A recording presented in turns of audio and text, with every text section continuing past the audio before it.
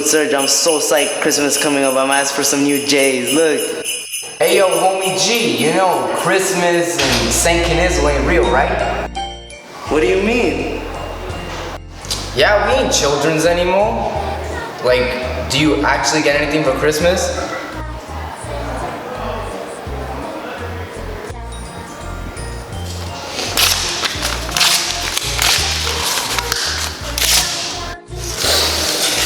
You're right. Like, cheer up, man. Like, it's not the end of the world. Nothing's gonna happen. You're right. Thanks, man. Let's bounce, B. Yeah, yo, let's go. I'm in the mood to film right now. Right? Yo, look at that nasty sweater. I know, right? What is that? Trash!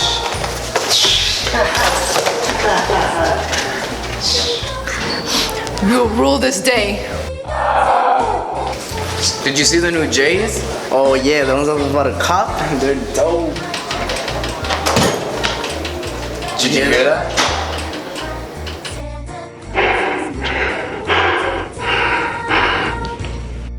Ladies first. Now you go first. Man, I'm hood. We always die in these movies.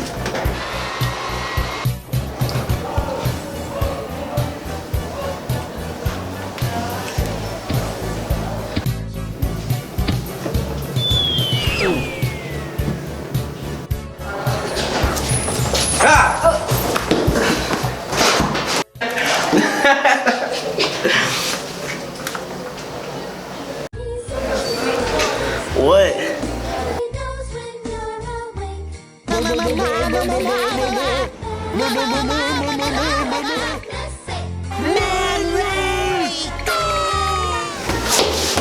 Dog, don't leave me!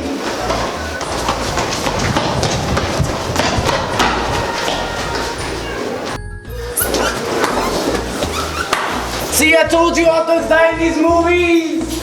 Ho ho ho, fellow Smegtechians, even though I don't celebrate the holidays, but welcome to the first annual Smegtech Holiday News Special. I'm still pretty bummed out they had to kill off my boy Sergio like that. Get over it, he wasn't even that important. But welcome Morola's to birthdays. Good morning, Grey Wolves. Happy Monday. I hope you're just as excited as I am. Last week of school before winter break. Last chance for you to get those NPs up. We don't want you failing. So please, please, please make sure your grades are up by Friday. I want to wish you and your family a very, very, very happy holiday season and a happy new year. Have fun and be safe.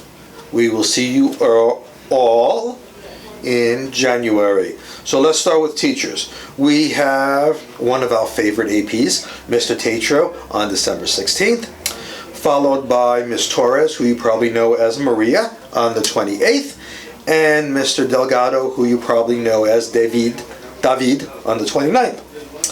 Then we have Ms. Ferguson on January 3rd, followed by Mr. Hurt on January 6th, followed by Ms. Fletcher on January 9th.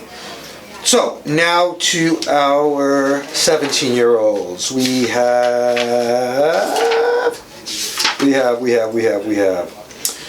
have Maria Salas on the 15th. We have Nicole Campos on the 16th. Zulia Caro on the 18th. Susana Velasquez on the 19th. Victor Orsoto on the 27th.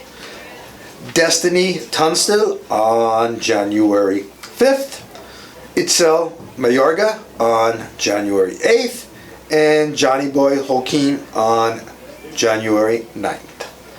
Okay, next we have our 16-year-olds. We have Jose Rincon on December 15th, Jesus Hernandez on December 24th, Christmas Eve. I guess that's why you're named Jesus, huh? Ruben Gonzalez on December 25th, Christmas. Ruben, why weren't you named Jesus? Kevin Rodriguez on December 31st, a New Year's Eve baby. Ricardo Hoya on January 2nd. Next, we have our 15-year-olds. One of my favorite 9th graders, Tariq Love on December 14th, Anna Cervantes on December 18th, Ashley Hernandez on December 18th, Mercedes Robles on December 19th, Alejandro Salcedo on December 20th, Emily Saberos on Christmas, another Christmas baby. Emily, how come you were named Jesus? Laugh? No? Okay. Okay, I'm gonna botch this name, but I will give it a try. Eurydice Molina on December 29th. Gaynor Perez on New Year's Eve, December 31st. Iris Gallardo on January 5th. Daisy Palomar on January 5th. Javier Monguia on January 7th. Happy birthday, Grey Wolves. Enjoy your break. Be good this week. See you later. Thank you, Marola. And now here's Kevin with entertainment. Thanks, anchors. Now we're back to the entertainment segment, and here we have Mr. Tatro. This is gonna be kind of a get to know Mr. Tatro segment sort of thing. So, the first question is, what truly influenced your decision to become a vice principal? You know, when I first started in education, I said there's no way in the world that I'm ever going to be an administrator. I was like, I'm never going to be a principal. I'm never going to be an assistant principal. Yeah. And then 7 years ago, I started working with Mr. Marola. And I don't know what it was, but I guess Mr. Marola saw something in me that nobody else had ever seen in me in a way of a leadership. And from there, he said, hey, I want you to start taking on these different leadership roles and things like that. And I started having fun with it. And that was at Newarth. Yeah, okay, cool. I was gonna ask you. Yeah, and so I started having fun with leadership and things of that nature. And he said, I think you'd make a really good assistant principal. You should think about joining an admin program. And so I did. And I had really good opportunities. I was actually a director of instruction before I was an assistant principal. But I really like being an assistant principal because it's different than I'm working with adults, and honestly realized that I could affect more student lives through being an assistant principal than through being a teacher. It's kind of like a backstage person, right? Yeah, because you know, when you're a teacher, you're affecting the lives of only those students who have you for class. But as an assistant principal, I am helping teachers be better teachers, and through that, I am then able to help students be their best because the teachers are their best. So it's like a domino effect, and that to me is very special. I didn't think about that. That's a good way to put it.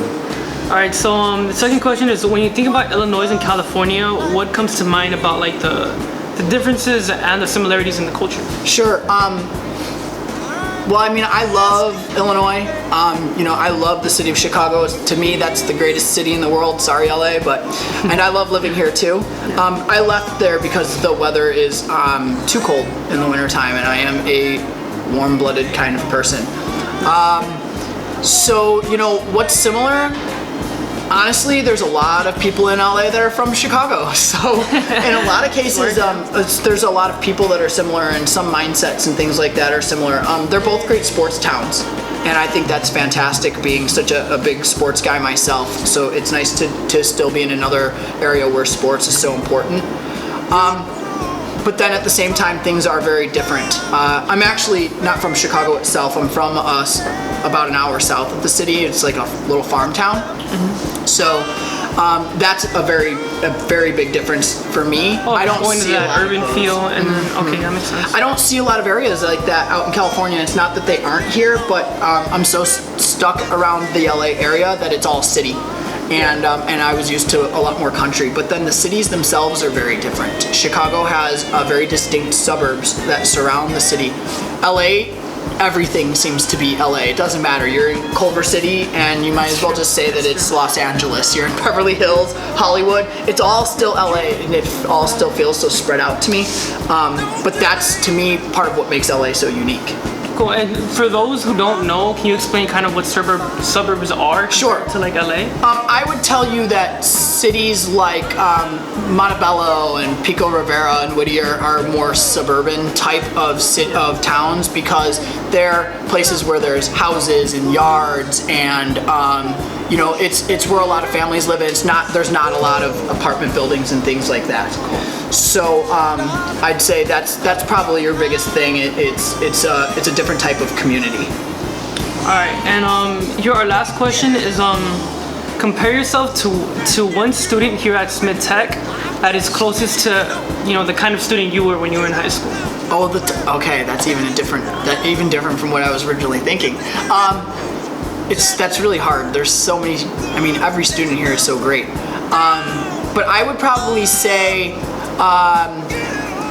that Andrew Castillo is probably who's closest to me. Or you know, he's outgoing and he's athletic and he's smart and he works really hard in classes and in other things, and he's friendly. He you know, people really like him, and that's kind of how I was in high school as well. I was a multiple sport athlete, but at the same time I got good grades, and I was friends with a wide diverse group of people. I you know, a lot of times when you're an athlete, a lot of athletes only hang out with other athletes. I wasn't like that. I hung out with band kids and dorky kids and, you know, other athletes, and it didn't matter to me who. It was just about people, and I see that with Andrew too. So I think that's probably who I'd compare myself to, or who I would compare to me. Interesting. All right, well there you have it, Andrew Castillo. All right, well thank you for stopping by again. And thanks for having me. Awesome. So back to you, anchors. Thank you, Kevin, for that interview with Mr. Tatro. Now it's time for College Report. Thanks, guys. Haven't seen you guys in a long time. Did you guys miss me? I missed you. Okay, this week's college is... Okay, Gustavo, we get it. UCLA. UCLA is located in Los Angeles. The average GPA is a 4.39. The ACT is a 28. The SAT is a 1941 through a 2240. Majors that they specialize in are physiology, chemistry, biochemistry, neuroscience, and economy. Admission rate is 20%. Student enrollment is 43,239. Sports they specialize in are basketball, soccer, volleyball, and golf. Now, I know these colleges may be out of reach, but believe in yourself or learn from your mistakes. Have a great week, and back to the anchors. Happy holidays, Smith Tech. Now it's time for summer.